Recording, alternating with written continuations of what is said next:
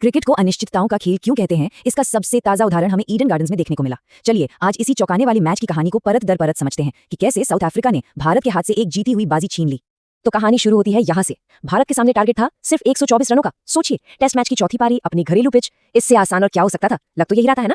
लेकिन जो हुआ वो इस नंबर में छिपा है, 93। जी हाँ, 93 रन पर पूरी की पूरी भारतीय टीम ऑल आउट हो गई। मतलब 124 रन बनाने से पहले ही सारे विकेट गिर गए। तो सवाल यही उठता है कि आखिर हुआ क्या? एक चेज जो कागज पर बिल्कुल आसान लग रहा था, वो दक्षिण अफ्रीका के लिए 30 रनों की एक यादगार जीत में कैसे तब्दील हो गया?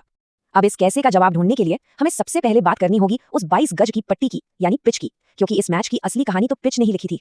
और देखिए, मैच रिपोर्ट में भी यही कहा गया, साफ लिखा है कि विकेट से गेंदबाजों को जबरदस्त मदद मिल रही थी, स्पिन भी हो रही थी और गेंद का उछाल भी एक जैसा नहीं था। बल्लेबाजों के लिए ये किसी बुरे सपने से कम नहीं था। आसान भाषा में समझे तो पिच पूरी तरह से गेंदबाजों की मददगार थी। मतलब बैटिंग करना बेहद मुश्किल था। किसी को पता नहीं था कि अगली गेंद कहां से घूमेगी या कितना उछलेगी। हर गेंद एक पहेली थी। और ये बात सिर्फ कहने के लिए नहीं है, स्कोर कार्ड खुद इसकी गवाही दे रहा है। देखिए, साउथ अफ्रीका पहली पारी में 159, भारत ने थोड़ी बढ़त ली 189 पर, फिर साउथ अफ्रीका दूसरी पारी में बस 153। मतलब कोई भी टीम 200 के आंकड़े को भी नहीं छू पाई। इससे अंदाजा लगाया जा सकता है कि बल्लेबाजों के लिए रन बनाना कितना मुश्किल हो रहा था।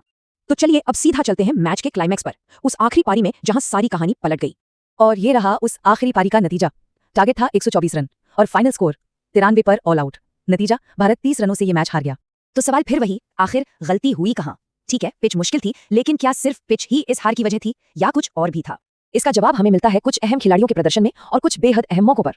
इस कहानी के दो पहलू थे। एक तरफ थे दक्षिण अफ्रीका के हीरो गेंदबाज साइमन हार्मर, जिन्होंने अपनी गेंदबाजी से मैच का रुख ही पलट दिया, और दूसरी तरफ भारत की एक बहुत बड़ी कमी, कप्तान शुभमन गिल का चोटिल होना। टीम का सबसे बेहतरीन बल्लेबाज उस वक्त मैदान पर नहीं था जब टीम को उसकी सबसे ज्यादा जरूरत थी।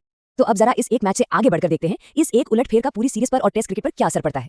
तो इस मैच से तीन बड़ी बातें निकलकर सामने आती हैं। पहली, साउथ अफ्रीका ने 2 मैचों की सीरीज में 1-0 की ये अहम बढ़त ले ली है। दूसरी, पिच को लेकर एक बड़ी बहस छिड़ गई है। और तीसरी, साउथ अफ्रीका ने ये साबित कर दिया कि वो विदेशी जमीन पर मुश्किल हालात में भी मैच जीतना जानते हैं। तो आखिर में एक बड़ा सवाल रह जाता है, क्या ये साउथ अफ्रीकी गेंदबाजों की एक मास्टर क्लास थी जिन्होंने मुश्किल हालात का बेहतरीन फायदा उठाया, या फिर ये टेस्ट क्रिकेट के लिए तैयार की जा रही पिचों की हालत पर एक चेतावनी है? सोचने वाली बात है।